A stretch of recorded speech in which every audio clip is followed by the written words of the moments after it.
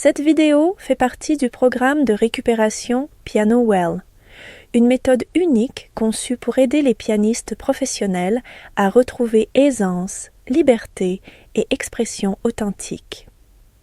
Le livre complet et la playlist vidéo, disponibles en 7 langues, sont publiés chapitre par chapitre avec de nouvelles leçons chaque semaine. Vous trouverez tout le contenu actuellement disponible dans la description ou les commentaires, entièrement gratuitement. Si vous essayez le programme et vous sentez inspiré, vous êtes invité à rejoindre nos cours collectifs hebdomadaires, un espace où les pianistes peuvent progresser ensemble, partager leurs découvertes et recevoir des conseils personnalisés. Commençons.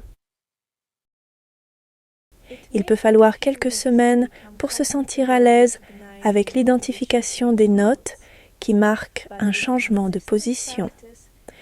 Mais avec une pratique régulière, le mouvement du coude deviendra de plus en plus naturel. Avec le temps, même en lecture à vue, ton coude se déplacera spontanément au bon moment, sans analyse consciente. Le geste suivra simplement la musique. Identifiez les notes qui signalent un changement de position. Commence par entourer les temps forts dans ta partition. Ils serviront de repères possibles pour les déplacements initiés par le coude. Utilise la signature rythmique comme guide. Le chiffre du bas indique la valeur de base d'une pulsation. Entoure chaque battement comme suit. En mesure simple, entourez chaque noir. En mesure composée, entourez chaque croche. Ce repérage des temps forts peut être particulièrement utile pour les trilles longs, les octaves brisées, les trémolos ou les notes répétées. Il offre au coude un point d'ancrage rythmique clair, permettant un mouvement plus stable, fluide et sans tension.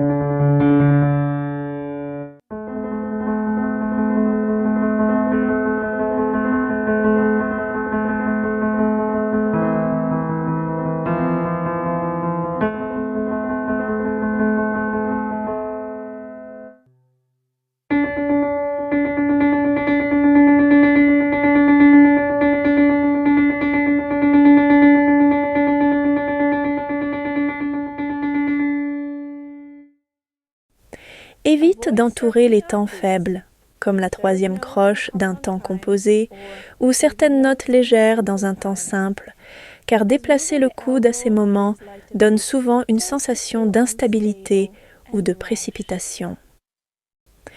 Ajuste tes repères en jouant. Une fois tous les temps potentiels marqués, joue le passage, une main à la fois, afin d'affiner tes choix.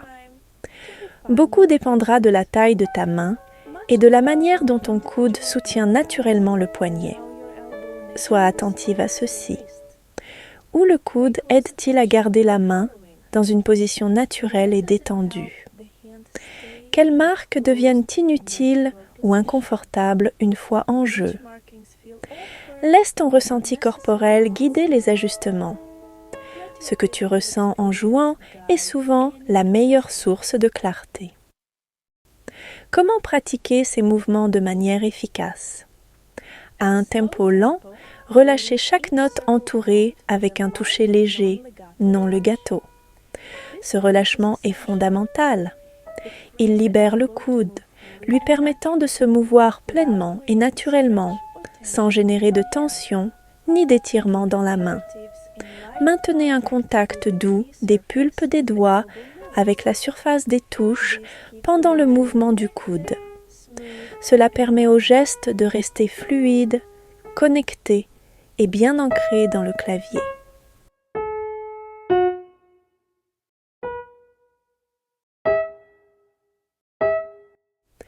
Lorsque vous atteignez les notes entourées, observez l'alignement entre l'avant-bras et la main. Il devrait former une ligne droite, comme l'aiguille d'une horloge. Pour favoriser un mouvement ample et fluide, donnez-vous intérieurement l'intention d'aller un peu plus loin que ce que vous atteignez réellement. Voici un rappel utile. En allant vers l'extérieur, visez mentalement 3 heures, main droite, ou 9 heures, main gauche, même si le geste physique se dirige plutôt vers 4 et 8 heures. En revenant vers l'intérieur, pensez à 7, main droite, et 5, main gauche, en posant les 2 mains autour de 6 heures. Cet équilibre entre l'intention mentale et l'action physique évite les angles contraints, aide la main à rester détendue et permet au mouvement de conserver une ouverture naturelle. Pour renforcer cette sensation, essayez d'énoncer à voix haute les chiffres directionnels pendant que vous jouez, par exemple 3, 7, 7, 3 pour la main droite. Cette habitude toute simple peut affiner votre conscience du geste, apporter de la clarté et renforcer votre intention. Et pour que les mains restent véritablement détendues, prononcez les chiffres dans une voix douce, légère, presque sans poids. Cette douceur extérieure influencera votre état intérieur et vos mains s'ajusteront à cette même qualité de calme et de souplesse. Quand supprimez, conservez ou ajoutez des cercles dans la partition. Supprimez les cercles lorsque vous restez dans une même position de main et qu'aucun déplacement réel n'est nécessaire. Si le mouvement du coude commence à sembler exagéré ou contraint, en particulier dans des passages rapides ou lorsque la main est en position fermée, cela peut indiquer qu'un changement de position n'est pas justifié. Dans ce cas, le mouvement du coude risque d'entraver la fluidité, plutôt que de la soutenir.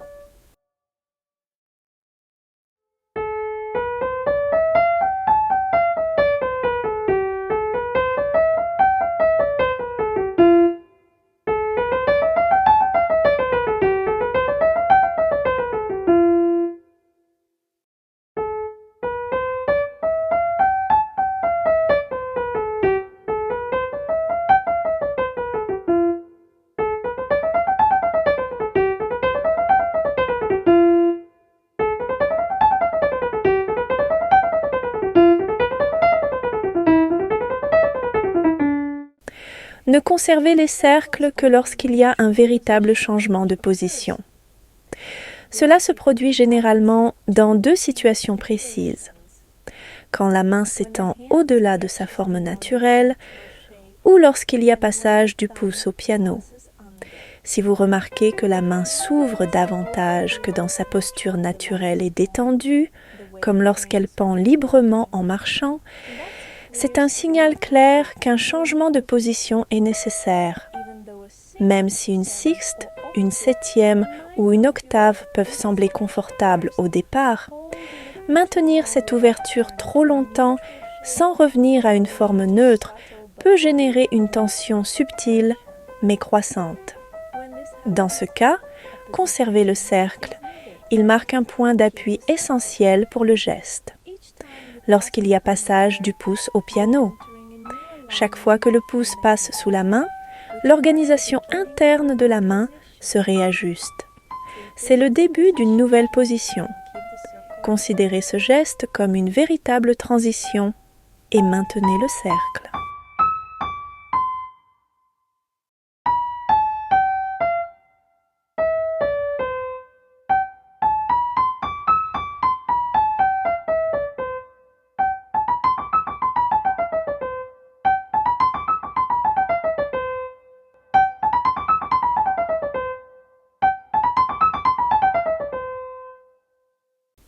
Ajoutez des cercles avant les sauts et grands intervalles. Au fil de votre lecture, vous pourriez rencontrer des moments où l'ajout d'un cercle supplémentaire rend le mouvement plus fluide, notamment juste avant un grand saut ou un intervalle large, souvent au-delà de l'octave. Même si la note tombe sur un temps faible, elle peut représenter un point de bascule important pour le corps. Le cercle agit alors comme un signal anticipé, une invitation pour le coude à commencer la transition à temps. Ainsi, le changement de position se fait de manière naturelle, ancrée et stable, plutôt que brusque ou incertaine. Comprendre le mouvement passif et actif du coude. Dans certains motifs répétitifs, le mouvement passif du coude peut s'avérer particulièrement efficace. Même si la mesure pourrait suggérer de placer un cercle sur chaque temps, ce type de phrase appelle souvent un geste supplémentaire sur le retour. Dans ce cas, ce mouvement de retour doit rester passif.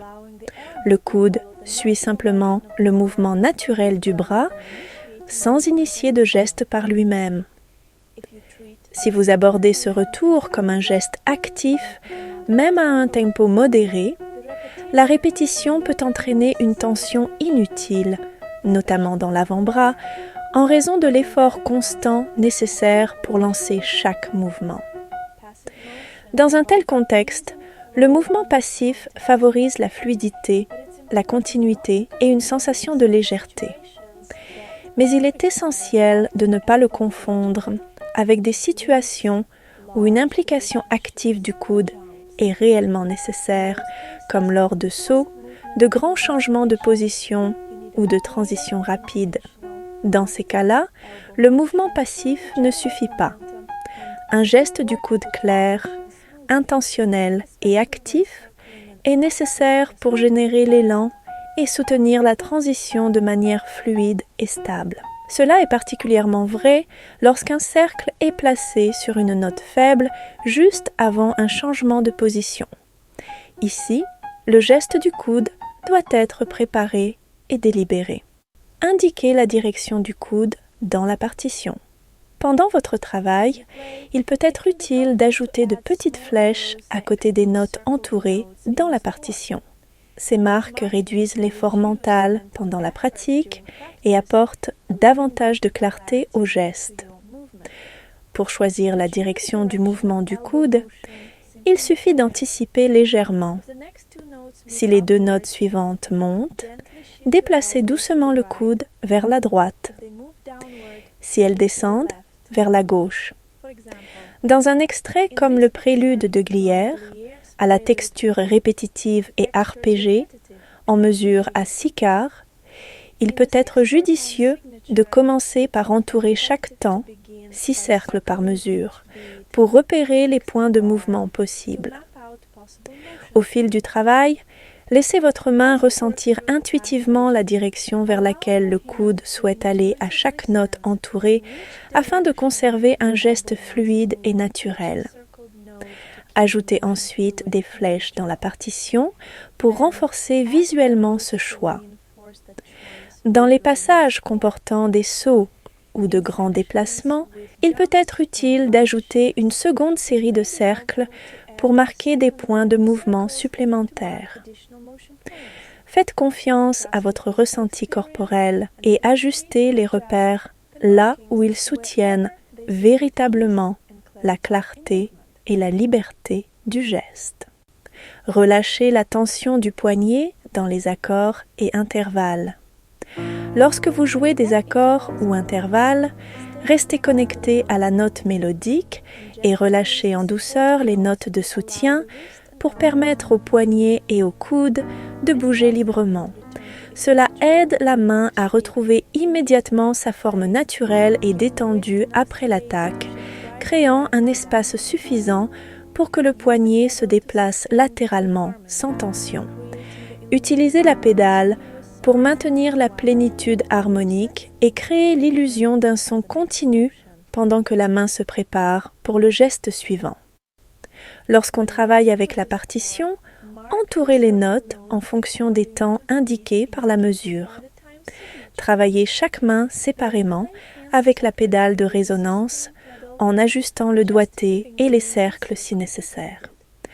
Validez les cercles définitifs en les marquant d'une flèche.